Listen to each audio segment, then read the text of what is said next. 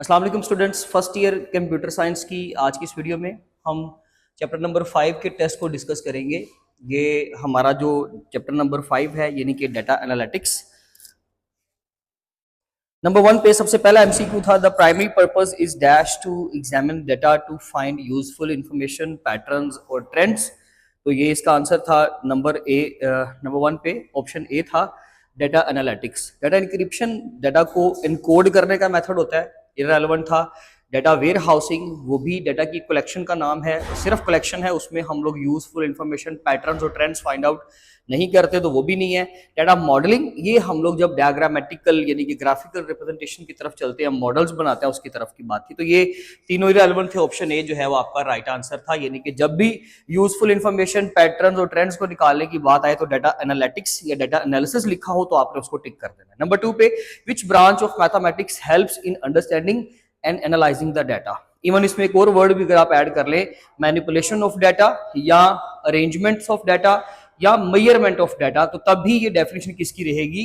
D option, यानी कि stats की। स्टैटिस्टिक्स जो है that is the branch of mathematics जो कि हमें हेल्प करती है डाटा को अंडरस्टैंड करने में, डाटा का एनालिसिस करने में या उसकी मेजरमेंट करने के लिए। तो नंबर 3 पे which of the following measures requires the data to be arranged in order. इनमें से कौन सी चीज जो है वो ये चीज जिसकी रिक्वायरमेंट ये है, प्री रिक्वायरमेंट है कि आपका डाटा अरेंज होना चाहिए, यानी कि असेंडिंग या डिसेंडिंग ऑर्डर में प्रॉपरली लिखा हो। तो इसके लिए हमारे पास जो है वो मीडियन था ऑप्शन बी पे, क्योंकि मेजर ऑफ सेंट्रल टेंडेंसी जो है ना वो फाइंड करने के लिए मीन, मीडियन, मोड 3 कॉन्सेप्ट थे। मीन अगर आपका डाटा रैंडमली पड़ा हुआ है, स्कैटर्ड है, तब भी वही आंसर निकलेगा। मॉड में भी आंसर वही निकलेगा, जो अरेंज्ड या आपका जो है रैंडम पड़ा हुआ डाटा या स्कैटर्ड पड़ा हुआ डाटा में आंसर निकलेगा। बट मीडियन एक ऐसी चीज है कि जो तभी सही निकलेगा जब आपका आंसर, जब आपके सारा जो डाटा है वो अरेंज्ड ऑर्डर में पड़ा होगा, यानी कि असेंडिंग ऑर्डर में प्रॉपरली उसको लिखें एंड देन मीडियन फाइंड करेंगे तो गलती नहीं होगी। ये बड़ी इंपॉर्टेंट चीजें हैं। अब मेरी कोशिश ये कि एक एमसीक्यू के साथ उसको 4 ऑप्शंस में एक्सप्लेन कर दूं। यहाँ पे the activity involved in experimental design in data science. तो डाटा साइंस के अंदर ये इसकी बेसिकली डेफिनेशन की बात हो रहा है कि एक्सपेरिमेंटल डिजाइन उसके अंदर क्या है, जो एक्टिविटी उसके अंदर इन्वॉल्व करती है वो है collecting and analysing the data systematically. हम लोगों ने स्टेप बाय स्टेप डाटा को एनालिसिस करना है और डाटा की सबसे पहले कलेक्शन करनी है। तो ऑप्शन बी यहाँ पे right answer. A commonly used tool for creating data visualisations. Data visualise करवाने के लिए हमारे पास टूल कौन सा जो हम इस्तेमाल करते हैं? MS एक्सेल, उसमें आप चार्ट्स बनाते हो, ग्राफ बनाते हो। फिर इसके अलावा पाइथन है, यानी कि उसकी एक बेसिकली लाइब्रेरी है ना, मैट प्लॉट लिब, यानी कि प्लॉट करनी आपने कौन सा, मैट प्लॉट लिब बेसिकली ये वर्ड है। थोड़ा सा अगर स्पेल इशू आ जाए तो वो आप लोग देख लीजिएगा। और नंबर 3 पे टैबलो। ये बेसिकली तीनों मेथड जो है वो हम डाटा विजुअलाइजेशन के लिए इस्तेमाल करते हैं। टैबलो तो एक प्रॉपर टूल है। अगर आपका एमसीक्यू है कि इनमें से प्रॉपर टूल बताएं जो सिर्फ इस मकसद के लिए बना हुआ है, तो आपने कहना है कि जी वो टैबलो है। देखिए MS एक्सेल के जरिए से सिर्फ आप ये काम नहीं करते चार्ट से ग्राफ बनाने का, और भी बहुत सारे काम करते हो, तो वो स्पेसिफिकली इस काम के लिए नहीं है। हाँ, वो उसका एक फीचर है कि वो डाटा विजुअलाइजेशन करवा देता है। नंबर 2 पे पाइथन, भाई programming, high level programming language है, उसके और बहुत सारे काम है, जरूरी नहीं कि आपने उसको इसी काम के लिए सिर्फ इस्तेमाल करना है। उसकी एक लाइब्रेरी जो है वो आपको प्लॉटिंग में या ग्राफिकल डाटा में या विजुअलाइजेशन में आपकी हेल्प करती है। तो इसके अलावा नंबर 3 वो तो स्पेसिफिकली है इस काम के लिए, इसलिए ऑल ऑफ, फिलहाल यहाँ पर जो ऑप्शन था उसके अकॉर्डिंगली हमारे पास ऑप्शन डी है, यानी कि ऑल ऑफ दीज का आंसर था। सबसे पहले जो नंबर 1 पे क्वेश्चन है, list 2 types of data visualisation and describe when you would use each. ये क्वेश्चन था पहला। तो इसमें डाटा विजुअलाइजेशन के 2 टाइप्स बतानी है और डिस्क्राइब करना है इस चीज को कि ये कौन सी तरह के डाटा को रिप्रेजेंट करने के लिए पर्टिकुलरली इस्तेमाल होता है। जैसे कि मिसाल के तौर पे एक चीज समझे जरा, बार चार्ट है।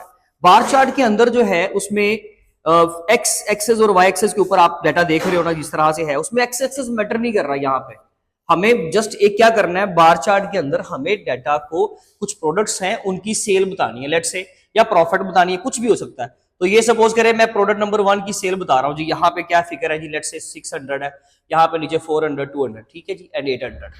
तो ये मैंने एक सेल बता दी। नंबर 2 पे मैं एक दूसरी प्रोडक्ट की सेल बता रहा हूँ। तो ये प्रोडक्ट्स आपस में एक्सचेंज भी कर सकती है। यहाँ पे डाटा की का सीक्वेंस मैटर नहीं करता, यहाँ पर नंबरिंग का सीक्वेंस मैटर करता है। तो मुझे इसलिए पता होना चाहिए कि जब मैंने सेल परचेज की बात करनी है, मुझे किसी एक क्वांटिटी की सेल, प्रॉफिट, उसका लॉस बताना है, तब हम लोग क्या इस्तेमाल करेंगे, बार चार्ट को इस्तेमाल करेंगे, जिसमें इस तरह से हम लोग क्या करेंगे, ये बार्स बना दिया करेंगे, जिसमें दरमियान में गैप भी हो सकता है। आप यहाँ पर चाहें ये सपोज करें एक ब्लू कलर में शेड है वहां पे, एक दूसरा कोई कलर है, सेलेक्ट से ब्राउन कलर है, या यहाँ पे मैं रेड लिख देता हूँ, तो ये मैंने 2 कैंडल्स बना दी इसकी। अब अगली प्रोडक्ट जो है उसमें नेक्स्ट हमारे पास इन 2 प्रोडक्ट्स की सेल सेम है तकरीबन इस तरह से, तो ये मैंने दरमियान में गैप क्रिएट कर दिया। लेकिन जब हम लोग बनाएंगे हिस्टोग्राम, दरमियान से स्पेस खत्म कर देंगे। ये डिफरेंस भी याद रखिएगा। जब हम बात करते हैं लाइन ग्राफ की, तो लाइन ग्राफ के अंदर ये होता है कि हमारे पास एक्स एक्सिस और वाई एक्सिस दोनों के पॉइंट्स मैटर करते हैं, एक्स एक्सिस वाई एक्सिस दोनों की वैल्यूज मैटर करती हैं।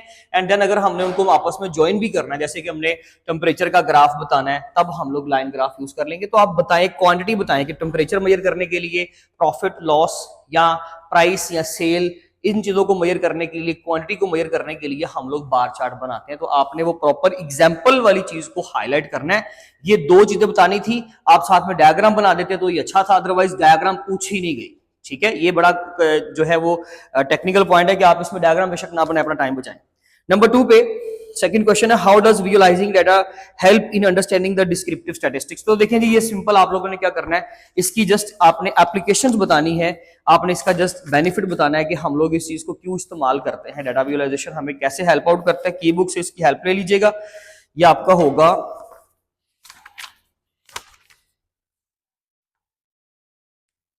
क्वेश्चन नंबर 4 एक्सरसाइज का। ठीक है, तो आपने इसको जो है वहां से चेक करना है कि descriptive data, textual data, number वाला डाटा, न्यूमेरिक फॉर्म में लिखा हुआ डाटा है, तो अगर हम उसको विजुअलाइज करवाते हैं तो उसकी बेसिकली इसमें क्या अहमियत है, या क्या वो बेसिकली एडवांटेजेस रखता है कि उसको अगर हम विजुअलाइज करवाते हैं तो फिर क्या बेनिफिट मिलता है। इस तरह से ये एक पॉइंट आप लोगों ने कवर करना है।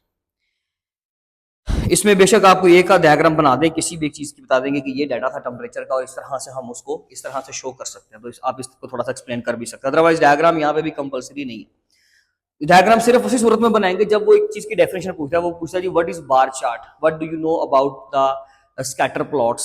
ठीक है, बॉक्स प्लॉट उन्होंने वैसे निकाल दिया हुआ है, तो इस तरह का सवाल आए तो फिर आप डेफिनेशन के साथ डायग्राम लाजमी बनाएं। नंबर 3 पे what is measure of central tendency, simple आपकी स्ट्रेट फॉरवर्ड डेफिनेशन इसकी मौजूद है बुक पे। सेंट्रल टेंडेंसी की, मेजर ऑफ सेंट्रल टेंडेंसी की, उसमें 3 उसके मेथड के नाम बता दें, आगे फॉर्मूलाज एग्जांपल देने की जरूरत नहीं है। नंबर 4 पे describe data cleaning with example. अब इस चीज को जरा समझें, डाटा प्रेपरेशन के अंदर हमारे पास एक टॉपिक है, पेज नंबर जो शुरू हो रहा है 72 से, डाटा प्रेपरेशन के बाद सॉरी नंबर 73 है, डाटा क्लीनिंग एंड ट्रांसफॉर्मेशन। इसके अंदर है डाटा क्लीनिंग। तो डाटा क्लीनिंग के बारे में आपने बात करनी कि इट मींस करेक्टिंग और removing any problem in the data. Data के अंदर कुछ एरर आ गई है, कुछ गलती है, तो आपने उसको खत्म करना है, कुछ करेक्शंस हैं तो उसको ठीक करना है, कुछ अरेंजमेंट्स ठीक होने वाली हैं, वो आपने सारा कुछ उसके अंदर ठीक करना है। ऑर्गेनाइज करने वाला डाटा तो वो आपने करना है। आपने इसके बारे में बेसिकली डाटा क्लीनिंग की डेफिनेशन थी, साथ में आप इसकी एग्जांपल दे दें। उन्होंने वो जो example the original data with errors, जिसमें 3 स्टूडेंट्स के नाम है, सारा का डाटा मिसिंग है, उसको उन्होंने अगले टेबल में फिल किया है, दोनों पिछले स्टूडेंट्स का एवरेज लेकर अपने पास से। इस तरह की अगर कोई टेक्निक इस्तेमाल करेंगे तो उसको इम्पुटेशन कहते हैं। पेज नंबर 74 का वो कॉन्सेप्ट है, इसको भी जरा देख लीजिएगा। नंबर 5 पे हाउ इज प्रोबेबिलिटी कैलकुलेटेड। हमने प्रोबेबिलिटी कैसे कैलकुलेट करनी है, उसके लिए फॉर्मूला ये है, नंबर ऑफ फेवरेबल आउटकम्स, ठीक है जी, divided by total number of outcomes. तो ये बेसिकली उसका फॉर्मूला है। अगर लेट्स से कॉइन फ्लिपिंग की एग्जांपल की बात हो रही है एंड वी नीड हेड, तो हेड एक, उसकी डेफिनेटली नंबर ऑफ हेड्स कितने, एक, और टोटल इवेंट्स कितने हैं, उसके टोटल आउटकम्स कितने हो सकते हैं एक कॉइन को फ्लिप करने से, या हेड या टेल आएगा तो 1/2। तो इस तरह से हम प्रोबेबिलिटी काउंट कर सकते हैं। अगर परसेंटेज में बतानी पड़े तो सिंपली सिर्फ इस नंबर को 100 से मल्टीप्लाई कर दे, आपने समझ लीजिए कि उसकी क्या बता दी, प्रोबेबिलिटी बता दी। तो आपने ये फॉर्मूला एक्सप्लेन करना है। And the next one is what is importation in handling missing data. वो मैं अभी आपको बता भी चुका हूँ, इंपोर्टेशन की डेफिनेशन दे एग्जांपल बेशक आप पिछले पेज वाली 73 वाली टेबल्स वाली दे सकते हो, उसमें जो एग्जांपल लिखी हुई है वो भी वही है, लेकिन उसको डायग्रामेटिक इस तरह टेबल में बना देंगे तो फिर ज्यादा अच्छा हो जाएगा। And the last one question long था आपका, right a detailed note on measure of dispersion with examples. इस क्वेश्चन को देने का मकसद ये था कि आपकी अटेम्प्ट देखनी थी कि आप किस तरह से इसको अटेम्प्ट करते हो। आप देख लें कि क्या आपका टाइम उसमें पूरा हुआ है, आपने विद इन द टाइम जो भी आपको ड्यूरेशन दिया गया था आपने उसके अकॉर्डिंगली अगर इसको अटेम्प्ट कर लिया तो वेल एंड गुड। इसमें हमने वेरिएंस को एक्सप्लेन करना है प्रॉपर, और स्टैंडर्ड डेविएशन के ऊपर जाकर हमने पिछले ही एग्जांपल्स, पिछली ही वैल्यूज को कह देना है कि हम उस फॉर्मूले का स्क्वायर रूट लेंगे, क्योंकि हम जो वेरिएंस, स्टैंडर्ड डेविएशन जो होता है वो क्या होता है, वेरिएंस का इस तरह वेरिएंट स्क्वायर इस तरह निकालते हो ना आप, तो उसका हम स्क्वायर रूट ले लेते हैं। ये कैंसिल होकर पीछे आपका ये वाली जो वैल्यू बचती है, जो भी आपका एक्सप्रेशन बचेगा वो किसके इक्वल होता है, स्टैंडर्ड डेविएशन के। यानी कि जो वेरिएंस का आपका आंसर निकला हुआ है, अब इस बात को दोबारा समझिए, जो आपका आंसर निकला हुआ है वेरिएंस का, आपने उसका जस्ट स्क्वायर रूट लेना है, तो वो किसके इक्वल होगा, स्टैंडर्ड डेविएशन के इक्वल। इसका दोबारा से स्क्वायर लेना नहीं है, मैं जस्ट आपको बताया कि variance basically variance square is equal to standard deviation होता है ना, तो उसका स्क्वायर रूट लेंगे तो वो स्टैंडर्ड डेविएशन के इक्वल बन जाएगा। तो ये बेसिकली पूरा फॉर्मूला जो है एक था, और अदरवाइज कॉन्सेप्ट बेसिकली ये है। तो उसमें आप पिछले ही एग्जांपल को आगे आप स्टैंडर्ड डेविएशन में भी इस्तेमाल कर लें, यहां तक आपका कंप्लीट लॉन्ग हो जाएगा। मोस्टली चांस इसी तरह से होगा कि वो आपको बता देगा कि आपने मेजर ऑफ डिस्पर्शन के अंदर जो है वेरिएंस को एक्सप्लेन करना है या कौन सी चीज को एक्सप्लेन करना है, तो आपने अगर वो स्पेसिफाई कर दे तो आपने फिर वही करना है। अदरवाइज अगर वो ना करे, जैसे मैंने यहाँ पे स्पेसिफाई नहीं किया था, तो आपने दोनों ही एक्सप्लेन करना है, वेरिएंस भी और स्टैंडर्ड डेविएशन भी। इसका स्क्रीनशॉट ले लें, अगर आपका कोई क्वेश्चन होगा तो वो लाजमी तौर पर पूछ लीजिए। अदरवाइज इंशाल्लाह नेक्स्ट वीडियो की डिस्कशन में मिलेंगे। अपना बहुत ज्यादा ख्याल रखें जी। Thank you so much. अल्लाह हाफिज।